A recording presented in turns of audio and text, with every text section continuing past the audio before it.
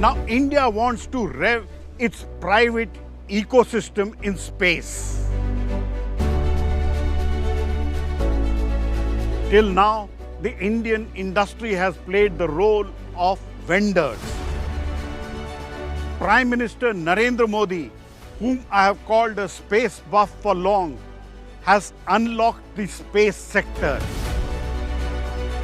And the private industry is going to participate in a big way. On this episode of Life and Science with Pallav Bagla, can India get a bigger share in the global space ecosystem? But for that, an enabling policy environment and a law all are in the making. India reaching for the skies.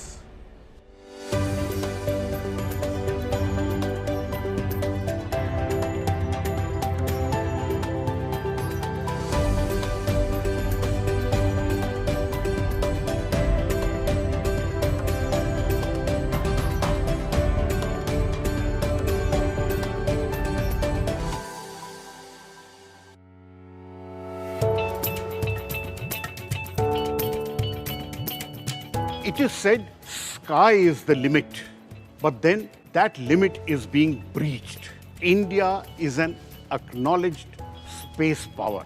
India has satellites in orbit around Moon, Mars, and over 50 operational satellites.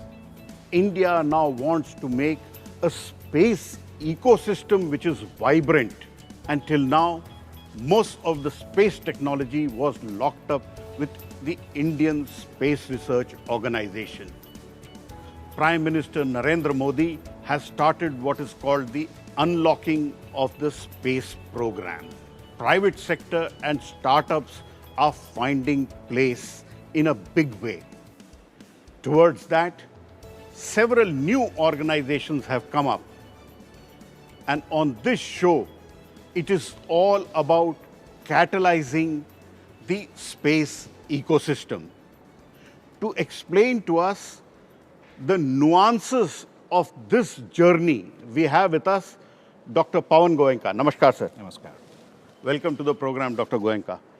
Dr. Goenka is a mechanical engineer by training, spent many years researching automobiles, and is now chairman of INSPACe, the government's regulatory and interface body for the Department of Space and the private sector. Dr. Goenka, you are known for your work on automobiles, both in the USA and in India. Most recently, you witnessed the launch of the Polar Satellite Launch Vehicle on Valentine's Day. Which was it your first launch you saw? Yes, it was, Pallavji. The transition from being an automotive engineer all my life to try and understand space little bit. Little bit. so late in my career was quite an experience. And I'm thankful that I got an opportunity to learn something totally new from what I've been doing for 42 years. And everybody talks about a launch, right? Everybody talks about how big a launch is and how much it is. But seeing is believing. Till you stand there next to this baby, I don't know if I can call it a baby, but when you stand there 44-meter high, you realize how small you are and where this thing is, right? So just seeing that launch, I mean, it's impossible to describe that experience. I mean, obviously you're not anywhere near the rocket when the launch happens. I'm 5 kilometers away, Safety, which is closest anyone can be. But it's still this whole lift off, the fire coming out from behind it, zoom, it goes, right? So that experience is, everybody must see it once. Everybody must see it once. I think once you see it, you would really realize what space is all about. And more than that, what is the technology that goes behind it? I mean, we all know that space is complex technology, right? But till I went there, technology. But till, I mean, we have been saying something is rocket science, right? I mean, now I realize why they say it's not rocket science or something else, right? So when you stand there and see, and I had a chance to visit the previous day, look at all the preparation that goes towards it, right? it's mind-boggling. I mean, nobody who is... Countdown which can be heard in the air. If you're not inside, you don't realize what goes behind launching a rocket. The kind of preparation that has to be done, the kind of controls that have to be done, all of those things. So just the whole feeling, I can tell you, Pallavji, is unbelievable. And then 300 plus ton liftoff with flames coming from behind, and it was a cloudy morning, just sort of disappearing in the clouds and then coming out again. And just the picture it paints in the sky is like an artist doing something, a great painting. So I mean, look, I was absolutely zapped with what I saw. How is it like interacting with India's space community, which is largely restricted right now to the Department of Space? So again, Pallavji, I had a very pleasant surprise, very nice surprise when I started interacting with scientists and leaders in ISRO. And the reason I say that is that if you look at India's progress in science and technology, there are very few sectors where you can say India is amongst the global leaders. Space is one of those, right? It was really foresight 50 years ago to create the ISRO infrastructure to get amongst the best scientists coming into ISRO from all over India and nurture them, groom them and grow them. The kind of passion that I saw in people, the desire to try and explain their work to me when I interacted with them, the excitement that it was creating in them was just something I had not expected to see. I mean, look, from outside you have this picture of a government organization, unfortunately, right? It's nothing like that. It's an island of excellence. It's nothing like that. I've been to 3 or 4 centers now, and everywhere I see something where I say, oh my goodness, I wish I had this kind of technology in my work in automotive. And one of the things that I would like to see is, can we flow this technology down to other areas, other sectors, other than space? So you're chairman of INSPACe. Expand INSPACe for us, and what is your role there? It is a mouthful. It's Indian National Space Promotion and Authorization Center. I hope I got it right. Yes. And so the role very simply is this. You started off by saying that a Prime Minister announced about 2 years ago that we would like to bring private enterprise into space. And INSPACe is supposed to be a catalyst for that.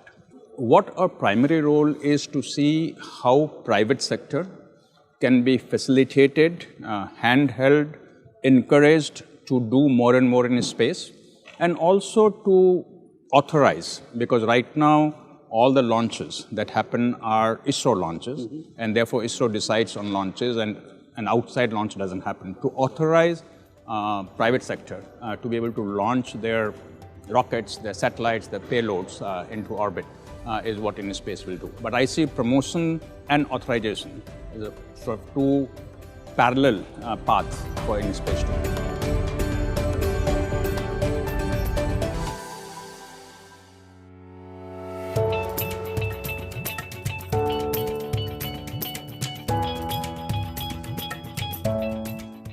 Dr. Goenka, promotion and regulation, normally there are opposite ends of the spectrum. How do you bring them together? Of course, authorization and regulation is an important part of the role, but I see the promotion as a really exciting issue, exciting part that I hope that INSPACe can do.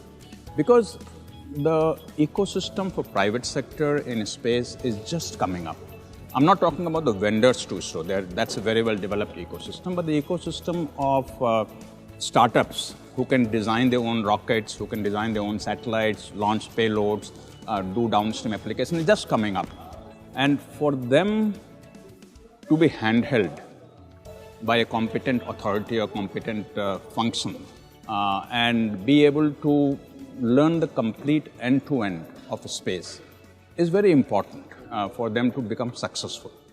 And that's the role that I hope INSPACe can play and really bring up the startups to a level where they can compete with their global counterparts who are very well developed, very well evolved.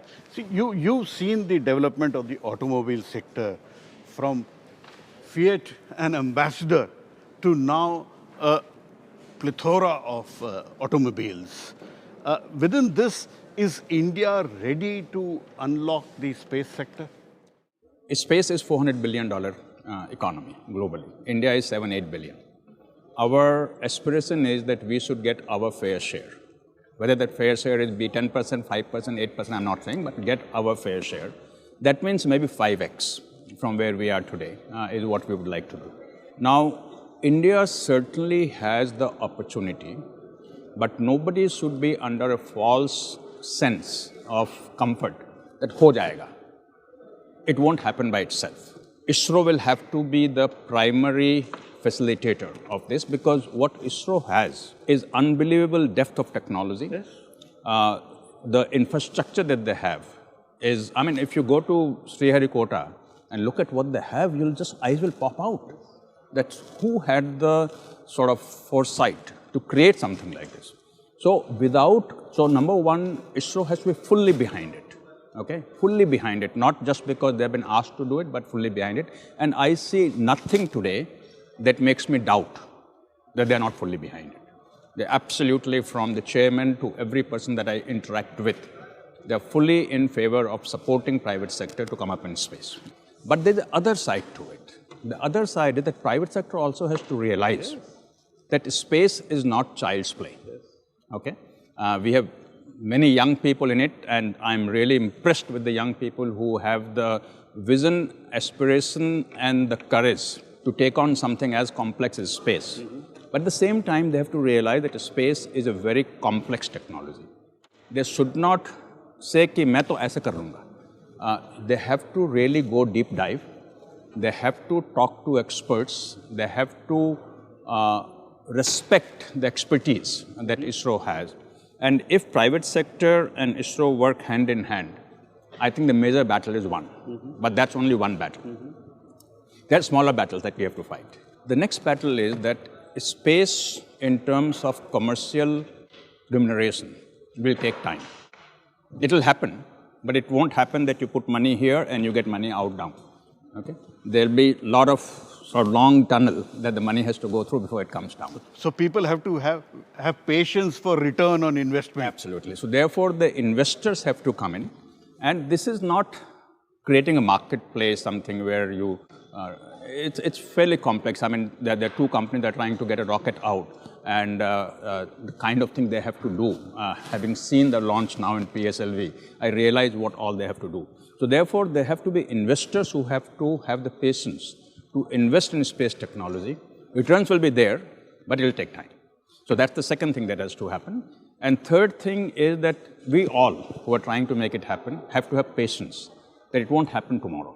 It's going to take some time, because even a simple launch requires a lot of preparation to happen. So therefore, if we put these three things in place, India is in a very strong position, because we have the technology, we have the infrastructure, we have the low cost. All of this you put together, and India perhaps has as good, if not better, opportunity for really playing into the space sector.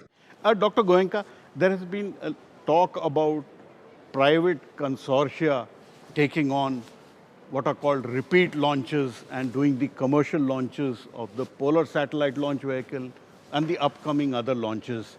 What movement have you seen on that? SSLV is a new animal, so to say, right? And in a sense, as we move forward, and as we have more and more low Earth orbit (LEO) launches, it will be the small satellite launch that would be really gaining in volume. So what I would like to see is that SSLV should be completely private sector ownership. And at some point of time, ISRO may decide, which is under consideration, to transfer the complete technology of SSLV to private sector, not just as a manufacturer, but as a business proposition, where you own, you operate, you get business, you launch.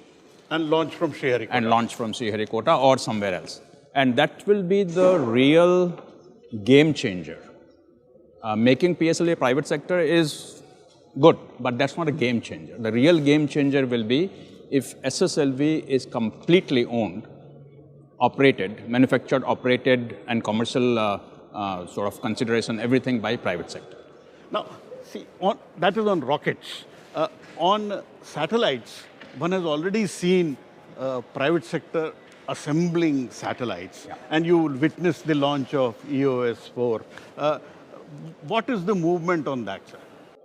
So still at infancy. The role that private sector played in EOS-4 was more than in the past, but still it's an ISRO design. It's an ISRO ownership. Eventually we need to get to a point where private sector is able to completely design satellite, manufacture it, sell it to the users, and that's how the whole industry ecosystem will develop. And this is a good first step. And we have to take steps like this. Don't expect that overnight ISRO will not need to do anything and private sector will do everything. It has to be a process where ISRO sort of gets off from certain things and private sector takes up, but it has to be a complete partnership. I want to stress this point again and again. It is a complete partnership between ISRO and private sector.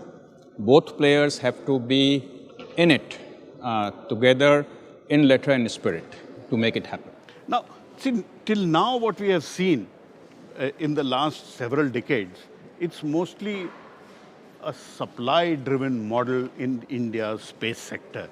Can we transform it to a demand-driven and also look at global demands? So this is the big change that is happening right now. And as we make any change, there are certain sort of nuances that come in, and so does this change. But let me put it this way. Coming from industry, I will always say that demand-driven is the best way to run business, never push supply. That there's no question about. At the same time, if you are in sales and marketing, the bosses will tell you that if I don't put pressure on you, then my sales will go down. So therefore, I have to create demand. Hence, there has to be a target that yes, it's demand-driven, but we have to create demand for 8 launches a year, 12 launches a year, 15 launches a year. And that responsibility has to be on the sales and marketing wing of whoever is creating the demand, in this case NSIL, right? If we don't do that, then our number of launches will start going down. We are already 2 launches in 2 years. So, and we cannot become a big space sector nation if we are not doing dozen plus launches every year consistently of the PSLV and GSLV. We cannot really become meaningful. And therefore, we have to play a game of demand-driven in the sense that ISRO should not make things that there is no pull for, but at the same time, pull has to be created. We cannot say if pull is for 2 rockets, we'll do 2 rockets. We have to ensure that we're able to do 10, 12, 15. Dr. Goenka, while ISRO is one level and you have the big industries which are vendors, Larsen & Toubro, Walchandnagar, Godrej, but the startup ecosystem is revving up. You've interacted with some of them. What is your feeling on India's space startups? So Pallabji, that is the most exciting part of the space journey that we're embarking on. My sort of belief in startups, not just from space but from many years ago, is that they are going to disrupt whatever they get into. Right? We will not make the kind of advancement that we want to make in space without startups being there. Now, by definition, startups are starry-eyed. By definition, they are risk takers. By definition, they do not believe in the status quo. That's what startups are all about, and that's what I have seen in all the space startups. I've been personally interacted with at least a dozen, if not more, in the last 2-3 months. And they really have very high aspirations for what they want to do. I mean, when I go home and sometimes talk to my family and say, I met this 23-year-old kid who wants to do this, and they said, but how can they do that? I said, I don't know. But they know. And not everybody will succeed. We know that. But if 3 or 4 succeed out of 8 or 9, we have a big sort of advancement happening. Space industry, startups are all rearing to go. India has an important program called Gaganyaan, which is to launch an Indian in space from Indian soil on an Indian rocket. But for the private sector to play a role in that, one needs an enabling environment of policy and law. And let me say here, with Prime Minister Narendra Modi, one has seen a space buff in South Block. He is driving India's space ecosystem. Dr. Goenka, let's go outside into fresh air and talk how we will rev the ecosystem of policy, law and liability.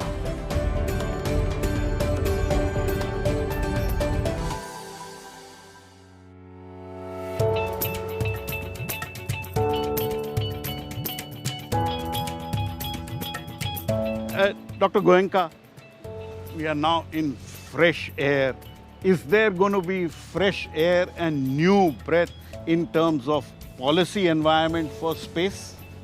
Definitely, Pallavji, because as I came into this role, the first thing that I realized was that if we don't have policies, I cannot start INSPACe business, because INSPACe will be really implementing the policy. And I've been working very closely with the whole ISRO team, with the chairman ISRO, to ensure that policies get launched quickly. Now, we have taken a major decision of moving away from having 7-8 policies to one common policy that covers everything. So that process, omnibus space policy, one policy. So that process took some time. We were almost ready, but then we had to redraft the whole thing. In fact, just last night, I have reviewed the final draft. It will go for consultation with the industry in the next 2 or 3 days, and then we are pretty much ready to go to Space Commission for approval. So I'm hopeful that within the next 2 months or so, we will have the policies in place. So will it reflect the reform process which the government wants? Absolutely. I mean, this is the main thing that we have achieved in this policy. The private sector, I think, will be very happy with the way we are approaching it. A lot of things that are restricted have been opened up, and tremendous sort of role for ISRO defined in the policy to handhold the industry to bring them up to the level where they can be independently doing spacecrafts and launches. Now, space policy is one, and this is music to my ears, because those discrete several policies and intertwined in them, if you have one omnibus policy, I'm sure the space ecosystem will love it. But there is also the need for having a law, a space law. What is the move towards having a space law? That's next in line. We decided that even though laws should precede policy, but we decided that policies are must for us to start moving towards private sector participation. So we have done that first. The space law will be next that ISRO will take up. I will personally get involved in that and try and get that out as quickly as possible. But once the space policies are in place, almost everything else that we want to do through INSPACe, we can do. Dr. Goenka, private players, when they come in, there is this whole issue of liability. Today, the Department of Space is government-owned, and the liability is taken by the taxpayer and the government. What about liability when the private sector comes up? How are you looking at that? Fortunately, many nations have already tackled this thing, and what is being done in almost all cases is private sector takes responsibility up to a certain level. There's a limit of liability that private sector would have. Beyond that, the government will take liability, and that's the same thing we will do. We will define the threshold as to up to what level the private sector will be responsible, and beyond that, the government will be responsible. And we have talked to private sector about this, and I think everybody is very comfortable. That's fair, because it's not fair to expect that the government will take complete responsibility of liability for when the private sector is sort of launching their own vehicles. Dr. Goenka, one of the mandates of INSPACe, where you are the chairman, is to become the single window clearance. Space is a domain which intertwines with many ministries and international domains. Is that a big task given to you, and how are you going to tackle that? Well, yes, it's a big task, but at the same time, I think it's a very important thing for us to do. Otherwise, the private sector could be going round and round and never really get a resolution. Fortunately, everybody is aligned to it. I have talked to the other department secretaries personally. They are all aligned to making INSPACe a single window clearance for the private sector for space-related activities, which is very good. But I'm new to the government. I still have to see how everything will function. The support is there even at the Space Commission. The Space Commission wants INSPACe to be a single window clearance. So I think we'll manage it. And once we manage it, it could in fact become a way to work for many different things in the government, where the private sector doesn't have to go door to door. There is a single window, and that will really be great. But I'm not going to assume that it's going to be an easy task. It's a task that we are all committed to doing. So you will run the marathon and the 100-meter sprint on behalf of the private sector? Absolutely, because I'm the promoter also. Keep in mind, I'm not just the regulator, but I'm the promoter also. Now we have with us India's Bahubali rocket, the GSLV Mark III, the rocket which will take India's astronauts possibly into space. As chairman of INSPACe, what is your outlook and where do you see India heading in the short term, medium term and long term in space ecosystem? So let me start off with a long-term vision. Right now we are defining, ISRO DOS Secretary is defining, Space Commission will be looking at it on where we want to see ourselves 10 years, 20 years from now. Right? And then having that big vision work backwards to see what role ISRO will play in that, what role private sector will play in that, and how do we make it happen. Right? Now clearly, one of the two very important things that we need to do, one is that we should remain firmly in place in the scientific missions. We should not back off from that, because scientific mission, in a way, lead the commercial missions, right? So that is, the full plan is there, and we will continue to evolve that plan. And second is to do more and more in commercial, where right now, India has a very small share, 1.5% of the global economy of space. We need to get to 7, 8, 10% share in that. And then what are the steps that are required for that? So this is all work in progress. But we have to first take baby steps before we take giant steps. So what I'm looking forward to from private sector is that in the next 12 months, we'll probably have about 5 or so payloads of private sector going up in ISRO launches. I'm looking forward to 2 small launch vehicles going into suborbital launch towards the end of this year. And if we can achieve this, and one real, what I call real satellite of private sector going up towards the end of the year. So if we can achieve all of these things, then I think we have made the beginning of private sector playing a space game, not a vendor game, but a space technology game. Right? At the same time, we also need to make space mainstream. Right now, space in the eyes of public is something mystique. They don't even realize, most people, what all space does for us. So therefore, the outreach that in fact ISRO does quite a bit of, I was surprised, quite a bit of outreach ISRO does. We need to make it more and more prominent, more structured. We need to bring in the students. In fact, there is a plan to launch 75 student satellites middle of this year. So bring in more student interest very early to learn space technology and get into space as a career. And that's again something that INSPACe will work with ISRO to make it happen. So the promotion side, the small baby steps that we take this year, and the long-term plan that we have coming together, I hope that when you interview somebody standing here 10 years from now, we'll have a very different story to tell.